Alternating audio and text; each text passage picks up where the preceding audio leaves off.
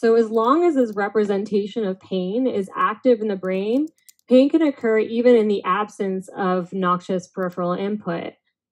For example, there was a case study of a construction worker who fell and landed on a nail that went through his boot. And he was in excruciating pain until the doctor finally removed the boot and found that the nail had actually missed his foot. It was actually right between his two toes. Before the boot came off, he actually had to be sedated with both fentanyl and midazolam. So this kind of like induction of pain without peripheral input is sometimes called a nocebo effect.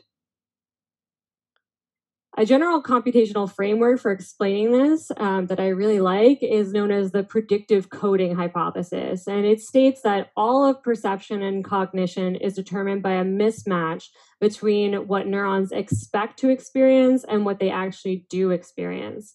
In this model, what you experience as real is determined by your expectation of what you would experience.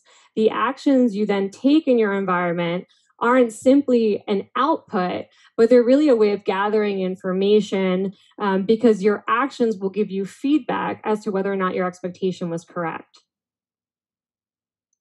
The brain embodies and deploys a generative model that encodes prior beliefs about sensory inputs and their causes in both the brain and in the world.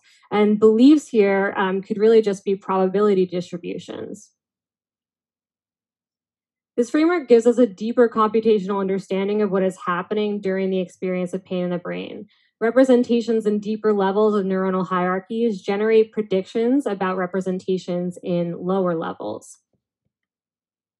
So for example here, an expectation potentially in like the prefrontal cortex can then modify activity in the periaquetal gray.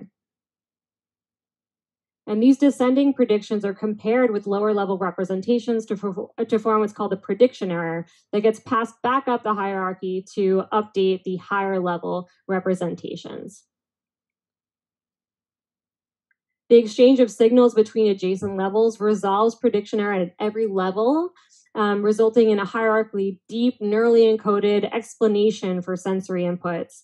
And it is this explanation that constitutes the resulting percept. So really what we experience as pain is an explanation for the incoming stimulus.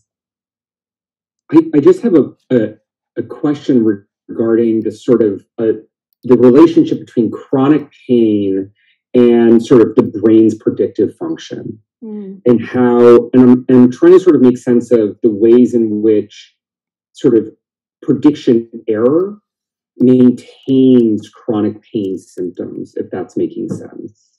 Yeah, so you're saying if the pain stimulus is off and then it comes back on and then you find, well, it is safe, you should be updating it and chronic pain shouldn't happen, right? Exactly. Yeah. And, yeah.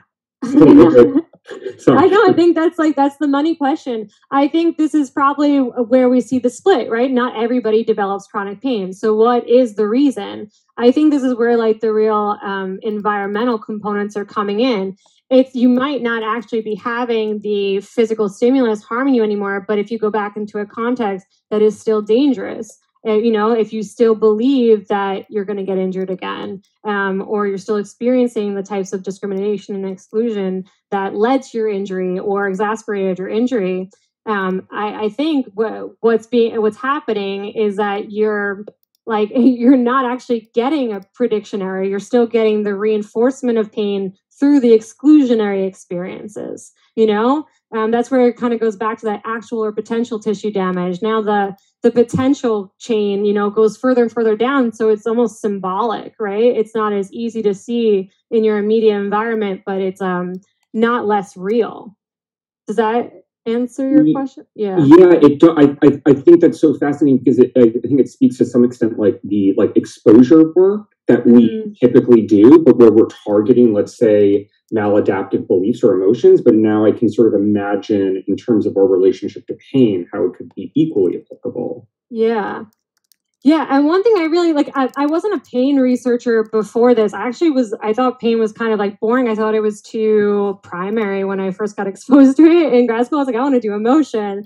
And then to find that pain was this complex I actually really appreciate it as a model to study things like emotion that become so, so abstract.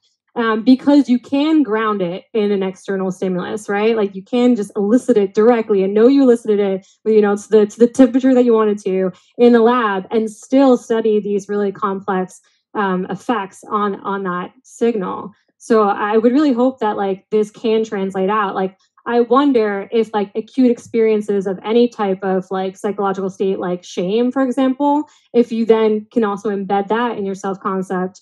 An acute experience of embarrassment and then become like shame through the embedding in self concept, or in a PTSD framework, an acute experience of threat that was really important for your survival in the moment that becomes embedded in your self and world concept, and becomes PTSD or an anxiety disorder.